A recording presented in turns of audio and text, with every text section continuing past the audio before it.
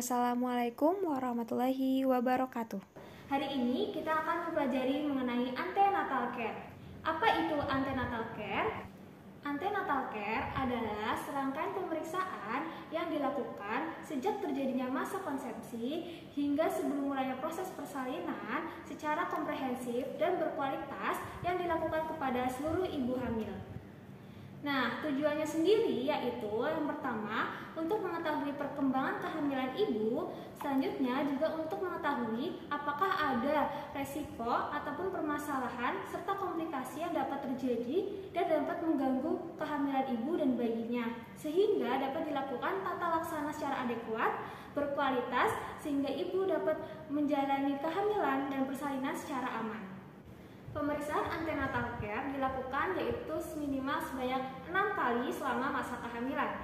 Di antaranya 2 kali pada trimester 1, 1 kali pada trimester 2, dan 3 kali pada trimester 3. Dengan minimal pemeriksaan menemui dokter yaitu sebanyak 2 kali, di mana 1 kali pada trimester 1 dilakukan untuk menilai screening kehamilan dan 1 kali pada trimester 3 dilakukan untuk melakukan screening persalinan. Pada pemeriksaan awal kehamilan, ibu akan mendapatkan buku KIA atau buku kesehatan ibu dan anak, seperti gambar di samping.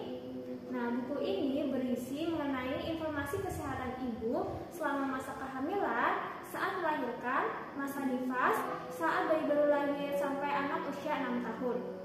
Kemudian, buku KIA ini harus selalu dibawa saat melakukan pemeriksaan kehamilan. Assalamualaikum Ibu, selamat pagi. Mari silakan duduk Ibu. Selamat pagi Ibu. Sebelumnya perkenalkan, saya dengan Dr. Fitri yang sedang bertugas di Poli pada pagi hari ini. Kalau boleh tahu dengan Ibu siapa? Ibu Cindy. Ibu Cindy ya.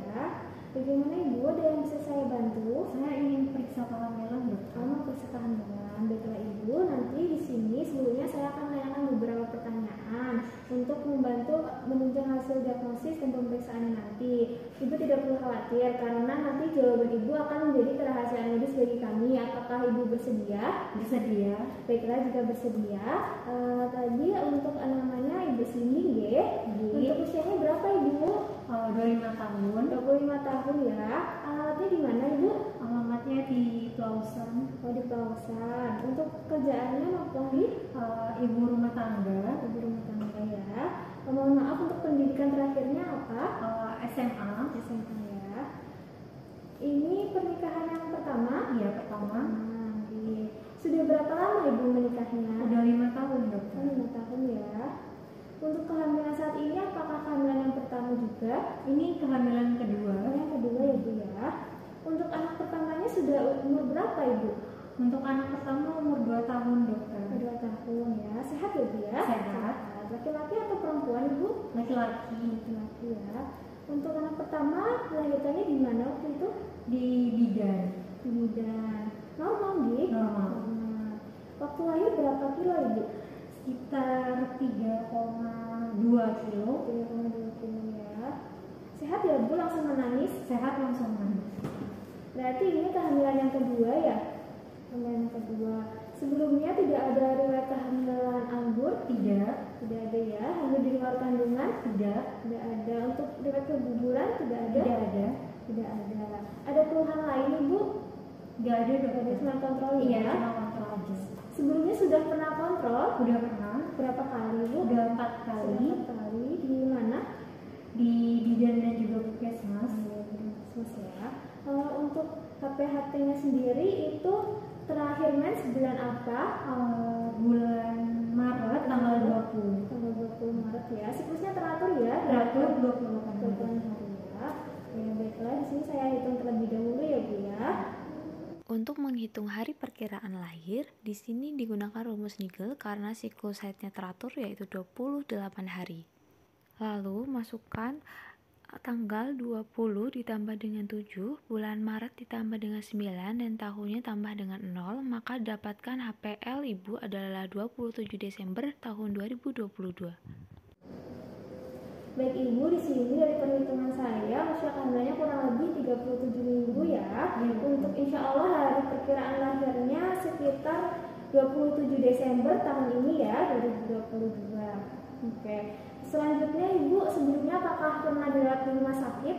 Nggak pernah. Nggak pernah ya. Apakah ada riwayat penyakit seperti tensinya tinggi? Tidak, Tidak ada. Gula darah? Tidak. Tidak ada. Asma atau alergi? Tidak. Jantung? Tidak. Nah, itu kalau di keluarga apakah ada? Tidak ada. Tidak ada ya. Oke. Setelah 5 tahun menikah, lalu apakah pernah menggunakan KB? Menggunakan KB, dokter. Menggunakan KB-nya KB apa Ibu? KB pil. Ya, sudah berhenti sejak kapan? 1 tahun yang lalu. Baik Ibu, di sini selanjutnya nanti saya akan melakukan pemeriksaan fisik. Kemudian sebelum dilakukan pemeriksaan fisik, nanti Ibu bisa membuang air kecil terlebih dahulu untuk mengosongkan kandung kemihnya Ibu ya. Baik ya Ibu, mari silakan. Ya. Selanjutnya untuk alatnya di sini terdapat alat untuk mengukur tekanan darah. Kemudian ada stetoskop, ada hammer reflex, ada handscoon, kemudian ada midlight, termometer, pen light, dan stetoskop Dynex. Penimbang berat badan dan pengukur tinggi badan, pastikan jarum timbangan berada pada titik 0. Keluarkan semua barang yang dapat memperberat timbangan seperti dompet ataupun barang lain dan lepas alas kaki, kemudian lanjutkan dengan penimbangan dan pengukuran tinggi badan. Kemudian juga menggunakan handscoon. Di sini saya sudah menggunakan handscoon. Selanjutnya akan melakukan tindakan. Baiklah Ibu, yang pertama di sini saya akan melakukan pengukuran tanda-tanda vital ya Bu ya. Sebelumnya saya sudah berada di sisi kanan pasien. Lalu saya akan melakukan pengukuran tekanan darah untuk mengecek tekanan darah.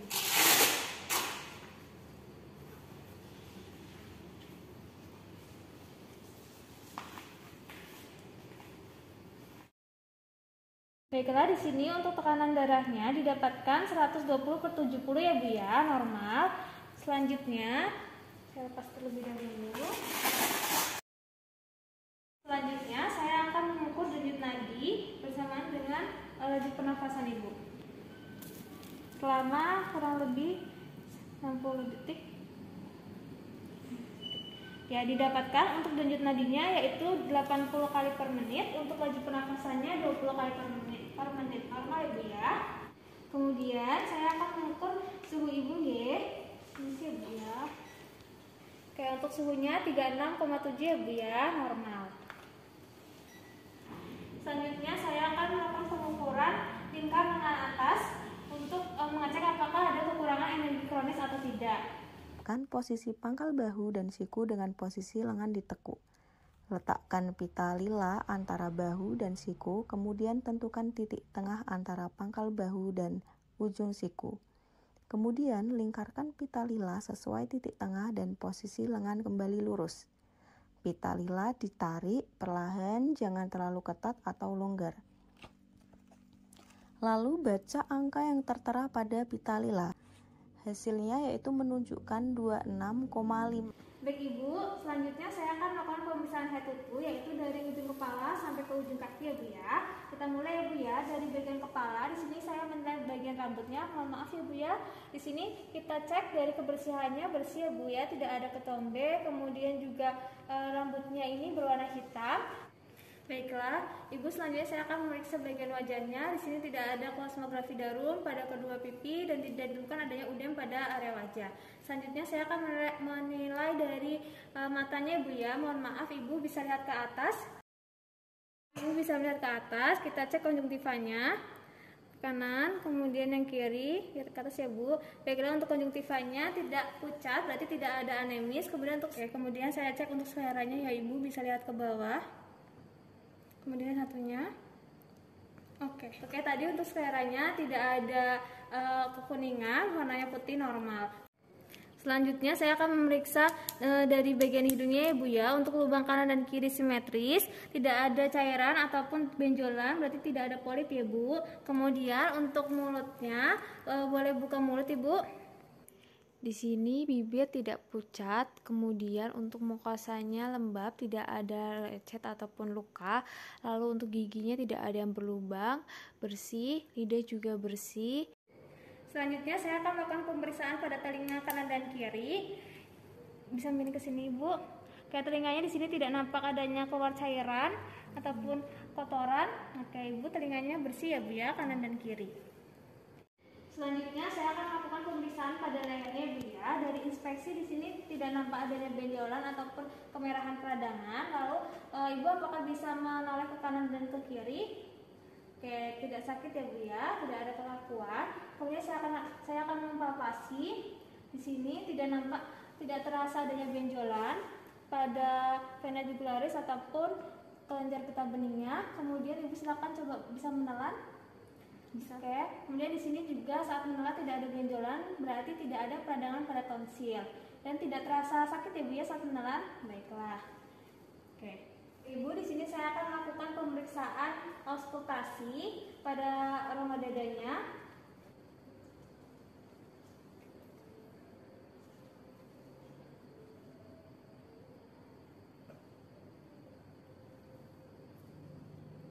Baiklah, di sini untuk suara pernafasannya vesikuler, tidak ada suara nafas tambahan seperti rongki ataupun wheezing. Selanjutnya untuk pemeriksaan auskultasi pada bagian ictus cordis pada jantung.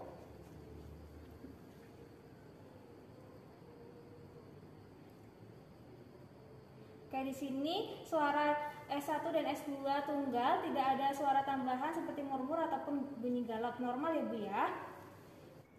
Selanjutnya adalah pemeriksaan abdomen. Di sini inspeksi terlebih dahulu. Di sini nampak adanya linea nigra yang membentuk garis dari simfisis sampai dengan umbilikus.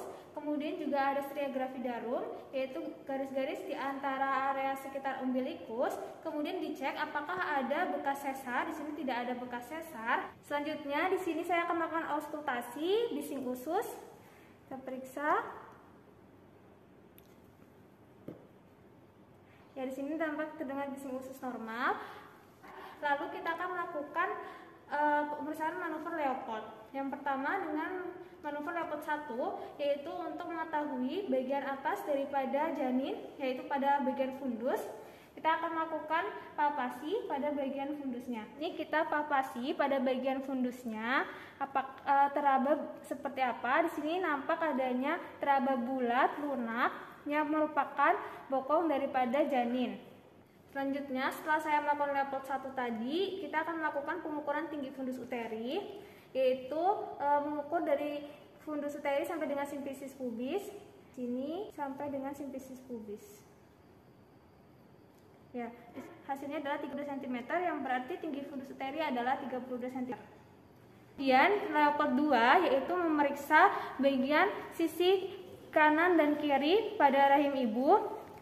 Pada tangan kiri kita menahan salah satu bagian dan sedangkan tangan kanan kita meraba bagian dari perut ibu. Di sini kita raba, yaitu terdapat bagian-bagian kecil dari janin, yang berarti pada sisi kiri ibu atau perut kiri ibu terdapat ekstremitas. Di sini pada bagian perut kanan ibu terdapat bentuk tahanan memanjang yang merupakan bagian daripada punggung bayi. Selanjutnya di sini kita akan melakukan pengukuran denyut jantung janin menggunakan Linex. Kita letakkan pada punggung janin, di mana tadi kita menemui punggung janin berada di sisi kanan. Lalu kita sembari memegang tangan daripada ibu untuk memastikan benar-benar mendengar denyut jantung janin. Apabila nadinya itu bersamaan dengan nadi ibu, berarti kita salah mendengar. Tapi kalau misalnya tidak bersamaan, berarti sudah benar mendengarnya, yaitu denyut jantung janin. Kita dengarkan selama kurang lebih 60 detik. Ya, di sini sudah didapatkan untuk denyut jantung janinnya yaitu 140 kali per menit, berarti dalam taraf yang normal. Selanjutnya yaitu pemeriksaan Leopold ketiga, masih menghadap ke arah muka ibu, yaitu untuk menilai bagian terendah daripada janinnya. Di sini kita palpasi di bagian segmen bawah rahimnya. Di sini nampak bulatan keras dan mudah digerakkan yang merupakan bagian dari kepala janin, yang berarti kepala janin berada di bagian bawah. Selanjutnya pemeriksaan Leopold 4 yaitu untuk mengetahui seberapa jauh kepala janin ini masuk ke pintu atas panggul. Kita melihat dari sudut yang terbentuk. Apabila kedua telapak tangan ini membentuk sudut konvergen, yaitu kedua jari akan bersatu, itu menunjukkan kepala belum masuk ke panggul. Nah, apabila kedua telapak tangan kita membentuk sudut divergen atau tidak menyatu seperti ini, menunjukkan bahwa kepala sudah masuk ke panggul.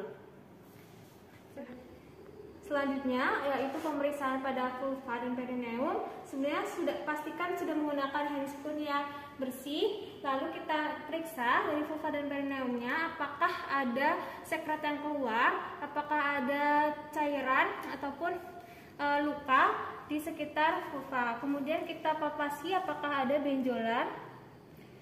Sini tidak ditemukan adanya benjolan. Kemudian pemeriksaan pada anus, Ibu mohon miring ke kiri ya Bu ya. Oke. Kemudian kita cek pada bagian anusnya apakah ada benjolan yang keluar. Lalu kita pastikan kembali kepada Ibu apakah saat buang air besar ada darah yang keluar lewat anus. Ibu, apakah saat buang air besar ada darah yang keluar lewat anus, Bu? Tidak. Tidak ada ya. Baiklah. Selanjutnya saya akan melakukan pemeriksaan pada ekstremitas atas dan bawah ya Bu ya. Di sini saya cek pada tangannya tidak pucat, tampak merah, kemudian tidak ada udem, namun sedikit panjang ya Bu ya. Nanti bisa dipotong ya Bu ya. Kemudian pada tangan yang satunya Ibu, ini juga sama, tidak nampak adanya anemis. Selanjutnya untuk pemeriksaan ekstremitas bagian bawah, di sini kita cek juga tidak ditemukan adanya cyanosis, tidak nampak pucat. Kemudian kita cek untuk udemnya. Di sini saya ditekan kembali dalam waktu kurang dari 2 detik, berarti masih dalam taraf yang normal. Oke, di sini normal ya Bu ya. Selanjutnya adalah pemeriksaan refleks patella. Sini menggunakan hammer refleks, kita ketuk pada bagian patella. Apabila menghasilkan hasil yang positif, berarti hasilnya adalah normal. Baiklah Ibu, tadi sudah dilakukan pemeriksaan fisik ya Bu ya. Untuk hasilnya keseluruhan baik, normal. Selanjutnya Ibu, apakah untuk imunisasi tetanus sudah pernah Ibu? Sudah. Sudah, berapa kali? 3 kali pada saat kelas 1, kelas 2 SD, kemudian pada saat sebelum menikah. Oke. Selanjutnya untuk tablet tambah darahnya, apakah Ibu sudah konsumsi tablet tambah darah? Sudah dokter, tapi sekarang lagi habis. Habis ya. Baik, nanti akan saya berikan tablet tambah darah ya Bu ya. Karena pada ibu hamil ini rawan untuk terjadi anemia. Seperti itu ya Bu. Oke. Lalu nanti Ibu juga akan dilakukan pemeriksaan tes laboratorium ya Bu ya. Oke dokter. Nanti akan dicek laboratorium rutin dan apabila ada indikasi tertentu akan dilakukan pemeriksaan laboratorium khusus. Selanjutnya Ibu juga perlu konsumsi nutrisi yang bergizi ya Bu ya, sayur-sayuran, buah-buahan seperti itu. Ya, sudah Ibu mungkin dari pemeriksaan antenatal care seperti itu, dari hasilnya keseluruhan baik, tes laboratoriumnya juga alhamdulillah hasilnya normal ya Bu ya. HB-nya juga masih dalam rentang yang normal. Yang paling penting Ibu harus tercukupi nutrisi dan gizinya, kemudian harus cukup istirahat, kemudian juga harus minum air putih yang banyak. Apabila ada keluhan bisa langsung diperiksakan saja. Dan juga jangan lupa dibaca-baca ya Bu ya buku KIA-nya, karena di situ banyak sekali info-info yang mungkin Ibu bisa pelajari. Seperti itu. Apakah ada yang ingin ditanyakan? Tidak ada ya Bu ya. Baiklah, kita akhiri untuk pemeriksaan hari ini. Alhamdulillah. Terima kasih ya Bu ya. Semoga persalinannya nanti lancar. Ya, makasih dokter.